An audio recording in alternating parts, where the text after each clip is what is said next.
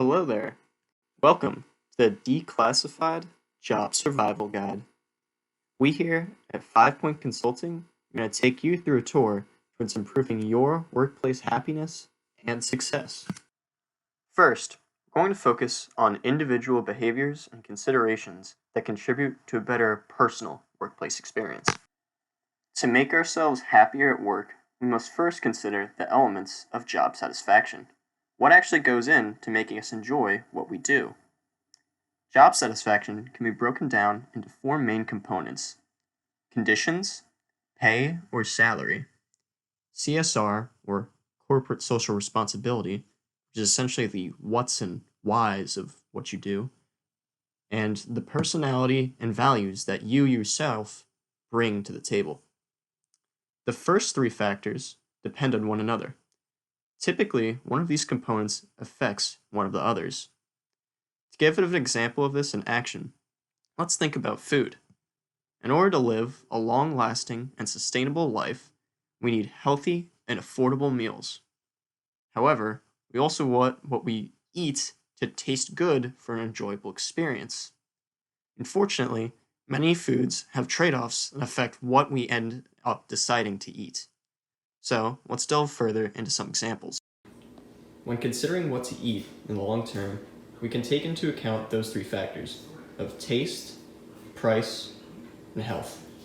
So, first thing that we have in the example here, potato chips. Potato chips are known to be very delicious, but not so nutritious. Thankfully though, they're also cheap, but as we can see, chips are missing out on one of those dimensions, and it's one of the reasons that we probably aren't eating them every day for lunch or dinner, and instead we opt for other options. Another one of these other options is, for example, frozen spinach. Not so delicious, but very nutritious, and it's definitely on the budget. Again, for this reason, since it's missing on one of these dimensions, it's not a very viable long-term solution. You could also think about other options, such as filet mignon at your local Whole Foods, which is very expensive, making it also not a viable option. Usually, what we go for lunch or dinner is something that takes a big balance of these portions. So for example, this meal here uses many of the different food groups, such as protein, vegetables, and carbohydrates, and something like this is a much more sustainable long-term meal that we would probably be eating in the future. Similar to this, our job needs to take into account and balance those three main factors that we'll get into in just a moment. The same idea applies to job satisfaction, as your workplace experience depends on the three factors of conditions, pay, and CSR. Some jobs are great in terms of the conditions and what you contribute, but you might have to take a pay cut. Others may pay more, but this could be for a manufacturing company that greatly contributes to air and water pollution, and that might not be enjoyable for you. Make sure that when looking for job opportunities, you consider those that are at least satisfactory in all three of those conditions. However, not every component is external. There are things that you can improve, such as certain personality traits, that would help you better adapt to the workplace and make it more enjoyable. The key personality traits are those that are linked to core self-evaluation, which in other words is how you feel about your inner worth and abilities. Research has shown that having positive CSE leads to better job satisfaction. Now, CSE is composed of four elements, the first being locus of control. This element deals with the extent to which events around you are controlled by you as compared to external factors, such as other people or events in nature. The next is neuroticism. Neuroticism essentially is how you deal with stress and how easily you become upset or anxious when other things happen to you. The third element is self-efficacy, which is the belief in your own ability to accomplish specific goals or how you feel about your abilities. This is similar to self-esteem, which is the last element, which is an overall belief in your self-worth. Do you feel that you are valuable? And I would hope that you know what you're capable of and that you truly believe in yourself. Now that we know the elements of CSE, we can now focus on how to improve them. For locus of control, we should reflect on our work and really ask ourselves, does our success come from our boss or rewards, or does it really come from our intrinsic self and how we feel about what we've done? It would definitely be best if we were self-assigning and chasing after goals that we find to be rewarding and worth it. For self-efficacy and esteem, we need to instill self-confidence. Make sure to reflect on all you've done to get where you are today. It's important to remind yourself of these accomplishments so that you can really get a sense of your value. If you're ever feeling down, remember that people chose you for the job because of that value that they saw and that they really believe in. And finally, when it comes to neuroticism, it's all about knowing how to handle responsibility.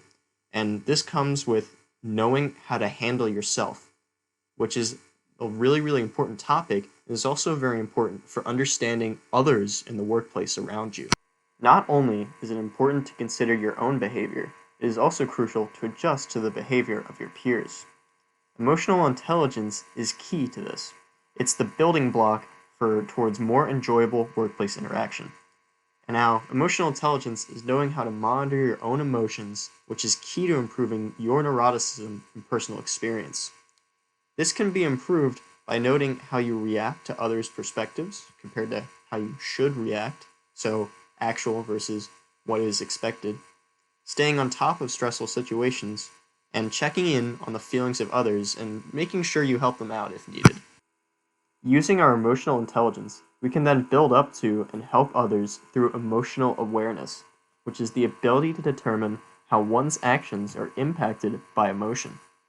If we know or get the sense that the reasoning for a certain policy or company goal or decision is backed by emotions and maybe not enough logic, it could be a sign that the idea has not had enough depth and critical thinking applied to it. To improve our emotional awareness, we must be able to discern between erratic emotions and typically more steady personality and values. Now, these personality and values also affect emotions and behavior.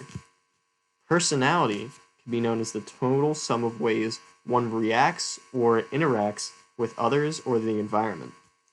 Values are the individual beliefs in a moral sense of what is right versus wrong that a person has. Knowing the personality and values of coworkers helps understand why they act a certain way. For example, you've seen your coworker, Karen, is extremely extroverted and very agreeable, and thus she tends to go towards collaborative and group-oriented tasks. Now you know what works best for Karen and what she likes doing most. Whenever you work with Karen in the future, you can set yourself up for success by making the task more collaborative and getting a larger group maybe to help her fit in. The efforts we have placed into improving interactions with and understanding the behaviors of our coworkers leads to a better workplace environment, as physical interactions are a part of the connection element of a healthy organization. This connection element is essentially a sense of belonging and knowing that things are going on around us inside our workplace. In other words, as well, understanding the behaviors of others creates a positive work environment, and this results in better efficiency, clearer communication, and an improved ability to learn quickly. And so, we have shown how understanding your personal behavior and understanding others' behavior leads to a better, happier, more successful work environment. Remember that we started with personal behaviors, focusing on job satisfaction. This depends on the conditions, pay, corporate social responsibility, and your personality. Now, your personality consists of many traits, but we want to focus on those relating to core self-evaluation. Now, locus of control, self-efficacy, and esteem, and neuroticism make up the traits that lead to that core self-evaluation. Emotional intelligence is required to improve that neuroticism and is good at helping to understand what you can do to help others. Emotional awareness makes sure that certain decisions aren't based entirely on emotion and can lead to more effective business decisions. Personality and values can also lead to how you work best with coworkers, and all this together leads to a better and more effective environment. I hope you enjoyed this presentation, and I hope that you're happier and more successful tomorrow at work.